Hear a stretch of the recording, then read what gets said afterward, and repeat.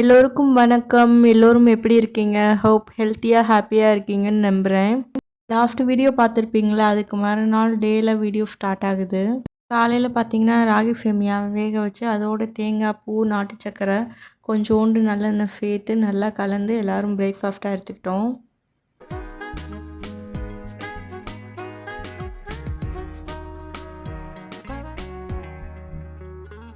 முன்னாடி வீடியோ பார்த்தீங்கன்னா மாம்பழ ரெசிபீஸில் 2 பண்ணியிருந்தோம்.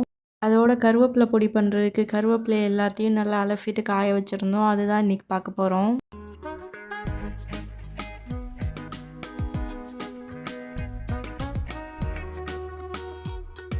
அப்படியே 2 குட்டீஸ்க்கும் இதை வச்சு கொடுத்தாச்சு.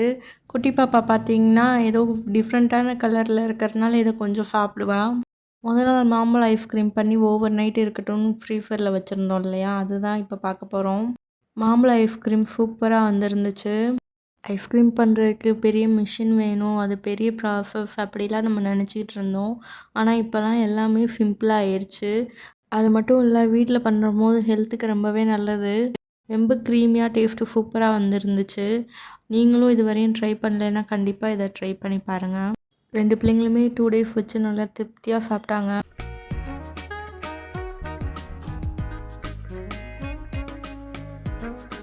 மாம்பழத்தை வச்சு இன்னொரு ரெசிபி ஒன்று பண்ணியிருந்தோம். அதை பார்க்க தான் நான் ரொம்ப ஆர்வமாக இருந்தேன். ஆனால் அதை விட மாம்பழம் ஐஸ்கிரீம் தான் ரொம்ப சூப்பராக வந்துருந்துச்சு.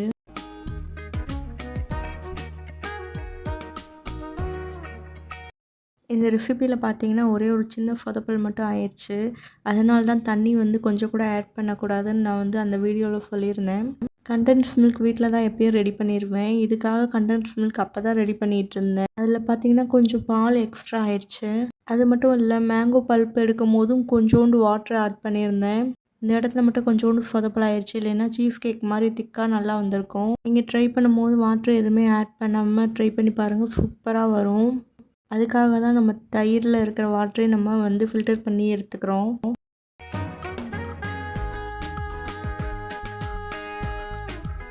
ஆஃப்டர்நூன் பார்த்தீங்கன்னா பீஃப் கோகனட் ரைஸ் தான் ரெடி பண்ணிகிட்ருக்கேன். இது ரொம்ப சிம்பிளாக பண்ணிடலாம். ஒரு 5 மினிட்ஸ் இருந்தாலே போதும். சாதம் மட்டும் வடித்து ரெடியாக இருந்தால் போதும். இது தாளிக்கிற கடாயில் ஒரு ஸ்பூன் தேங்காய் எண்ணெய் சேர்த்துக்கலாம். அது கூடவே பட்டை, கிராம்பு, ஏலக்காய், மிளகாய்த்தூள் 1 சேர்த்துக்கணும். கொஞ்சமாக கருவேப்பிலை, கடலைப்பருப்பு ஒரு ஸ்பூன் சேர்த்துக்கணும். அது கூடவே முந்திரி பருப்பு ஆப்ஷனல் தான், சேர்த்துக்கிட்டால் கொஞ்சம் டேஸ்ட் நல்லாயிருக்கும். ஃப்ரெஷ் பட்டாணி இருக்குல்ல, அதை பாயில் பண்ணி அதையும் சேர்த்துக்கணும். அதுக்கப்புறமா தேங்காய் துருவினதை 1 கப் அளவு சேர்த்துக்கணும். சேர்த்து நல்லா உப்பு சேர்த்து வதக்கிக்கலாம். ஜஸ்ட்டு ஒரு 2 மினிட்ஸ் மட்டும் வதக்கி விட்டால் போதும். நம்ம ரைஸை சால்ட்டு கொஞ்சமாக சேர்த்து உதிரியாக பாயில் பண்ணி எடுத்து வச்சுக்கணும். 2 ஆள் சாப்பிட்ற மாதிரி சாதத்தை வடித்து எடுத்து வச்சுருக்கேன். அதையும் இது கூட சேர்த்து நல்லா கிளறி விட்டுக்கலாம். பீஃப் கோகனட் ரைஸ் ரெடி ஆயிடுச்சு. ரொம்ப சிம்பிளாக ரெடி பண்ணிடலாம்.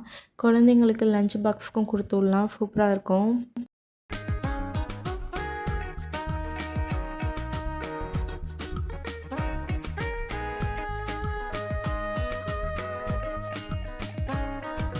ஹஸ்பண்டுக்கு ஆஃபீஸ் இருந்தனால மார்னிங்கே பார்த்தீங்கன்னா உடச்ச காஃபி பயிர் இருக்கு இல்லையா, அதை நல்லா ரோஸ்ட் பண்ணிவிட்டு தால் மாதிரி ரெடி பண்ணி எடுத்து வச்சுருந்தேன்.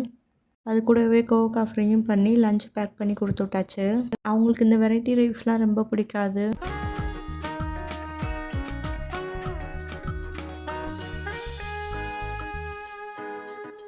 மதியானம் லஞ்சையும் சாப்பிட்டு முடிச்சுட்டு நேற்று கருவேப்பிலை பொடிக்கு கருவேப்பிலையை காய வச்சுருந்தோம்ல, அந்த வேலையை பார்க்கலான்னு வந்தாச்சு. கருவேப்பிலையெல்லாம் ஓரளவு ஈரம் இல்லாமல் நல்லா காஞ்சிருந்துச்சு. காஞ்ச கருவேப்பிலை எல்லாத்தையும் கடாயில் சேர்த்து மீடியம் ஃப்ளேமில் வச்சு நல்லா ரோஸ்ட் பண்ணிக்கணும். கருவேப்பிலை கொஞ்சம் அதிகமாக இருக்கிறதுனால ரோஸ்ட் ஆக கொஞ்சம் டைம் எடுக்கும்.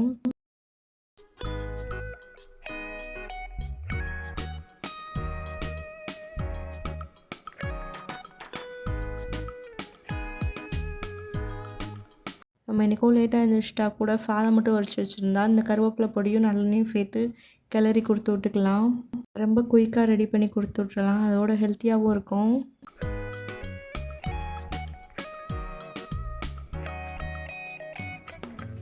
வீடியோவில் பார்க்குறீங்களா, இந்த அளவுக்கு நல்லா ரோஸ்ட் ஆகிருக்கணும். கலரே நல்லா சேஞ்ச் ஆகிடுச்சு பாருங்கள். இப்போ கையில் எடுத்து நல்லா நொறுக்கி பார்த்தோம்னா நல்லா நொறுங்கணும், அந்தளவுக்கு ரோஸ்ட்டாக இருக்கணும்.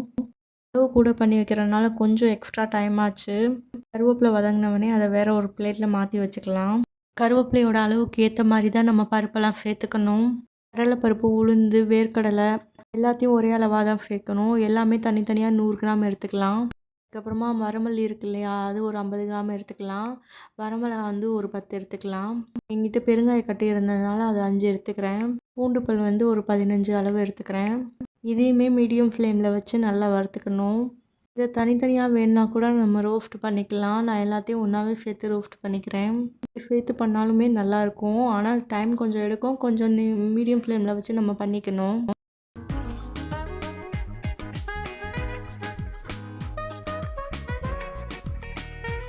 ஆனால் கொஞ்சம் கூட கையை எடுக்காமல் நல்லா ரோஸ்ட் பண்ணிக்கிட்டே இருக்கணும். அப்போ தான் எல்லாமே ஈவனாக நல்லா ரோஸ்ட் ஆகும். நல்லா ரோஸ்ட் ஆகிடுச்சு. நல்லா கோல்டன் ப்ரௌன் வரணும். அப்போ தான் வந்து நல்லாயிருக்கும். நல்லா வறுபட்டுருக்குன்னு அர்த்தம். மொத்தமாக சேர்த்து வறுக்க கொஞ்சம் கஷ்டமாக இருந்தால் கூட தனித்தனியாக சேர்த்து வறுத்துக்கலாம். இப்போ இதையும் கருவேப்பிலை ஆற வச்சுருந்தோம்ல, அந்த பிளேட்லேயே மாற்றிக்கலாம்.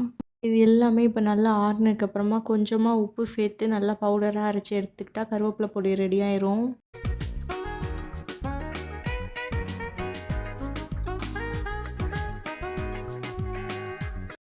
இன்றைக்கி ஆஃப்டர்நூன் லன்ச் பண்ணதுக்கப்புறம் தான் இந்த பவுடர் பண்ண ஸ்டார்ட் பண்ணேன். அதனால் நாளைக்கு இதை வச்சு எப்படி சாதம் கிளறதுன்னு வீடியோ போடுறேன்.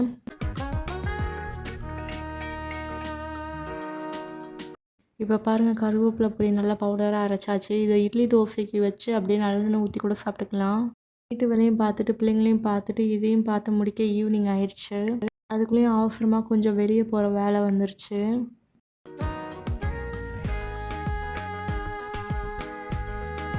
நானும் கிளம்பிட்டு அப்படியே தக்காளி சட்னிக்கு மட்டும் வதக்கி எடுத்து வச்சுட்டு போகலான்ட்டு வதக்கிட்டு இருக்கேன்.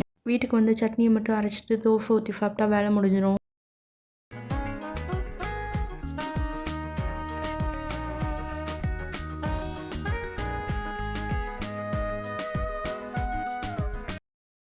இதுவரை என்னோட வீடியோ பார்த்தவங்க எல்லாருக்குமே ரொம்ப நன்றி. Keep supporting me. Thanks for வாட்சிங்.